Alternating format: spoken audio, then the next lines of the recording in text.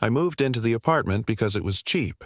Not low, just cheap enough that I could afford it on whatever cash I had saved. Boxy windows, cracked linoleum, a single lamp in the corner that buzzed like an insect behind glass. Perfect for me. Quiet, out of the way. I wanted nothing more than to write, to rest, to disappear. On the first night, I noticed the TV. It sat unplugged in the closet.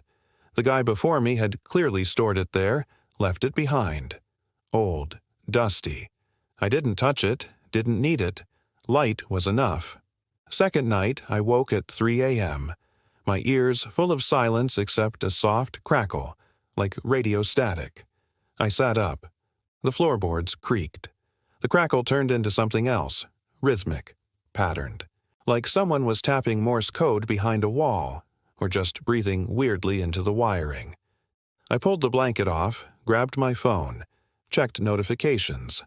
Nothing. No apps, no alerts. Just the sound. I pressed my ear to the closet door. It vibrated inside. Somewhere in that dark box was the shape of a sound. I told myself it was the wind through a vent.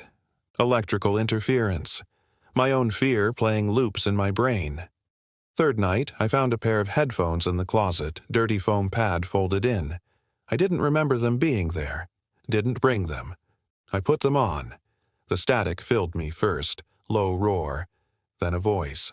Soft, coaxing, almost singing. My name. Just my name. An echo behind static. Not coming through the headphones themselves, but from the other side of them, as if the walls had ears.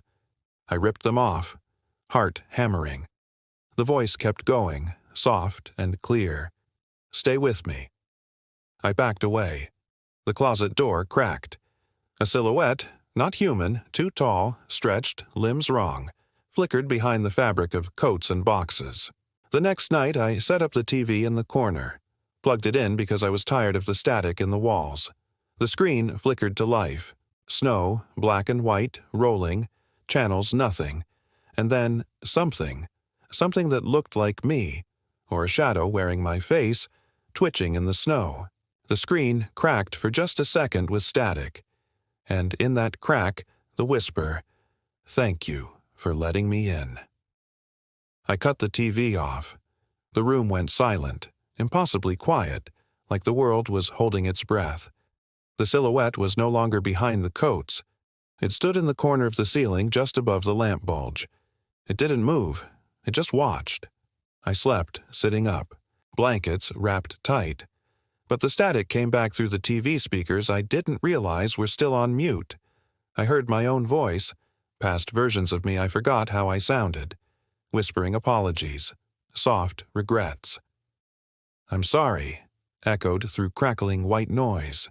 Every night it got louder, breaths in the closet, things scritching in the walls. I found old photos stuck behind the wallpaper. My apartment walls had been papered over layers and layers. A torn picture of me as a kid, not taken here. Strange eyes staring back. A note scribbled in pencil. "You chose this." Last night I couldn't sleep again. I heard the TV fire up on its own. Snow. Shaking. The shadow shook, too. Then the face came through. Not me. A warped version of me. Face stretched, mouth too wide, lips moving but no voice. The static swelled and carried sound, hundreds of versions of my voice overlapping, memories I don't remember, regrets I never voiced. Stay with me. I stood and walked to the closet. The lamplight flickered. The shadow had moved. It stood in front of the closet now. My reflection in the TV was behind it, distorted.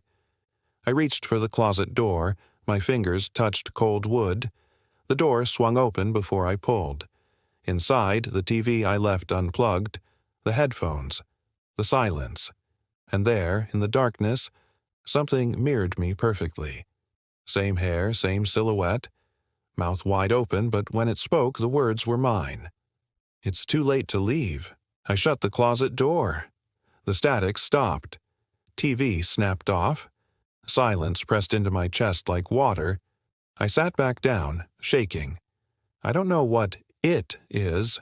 I don't know how long it's been listening, how long I've been giving space, but I know. Every time I try to leave, the static will follow. The shadow will find me. The voice behind the snow, behind the crackles, behind the screen, it already has me.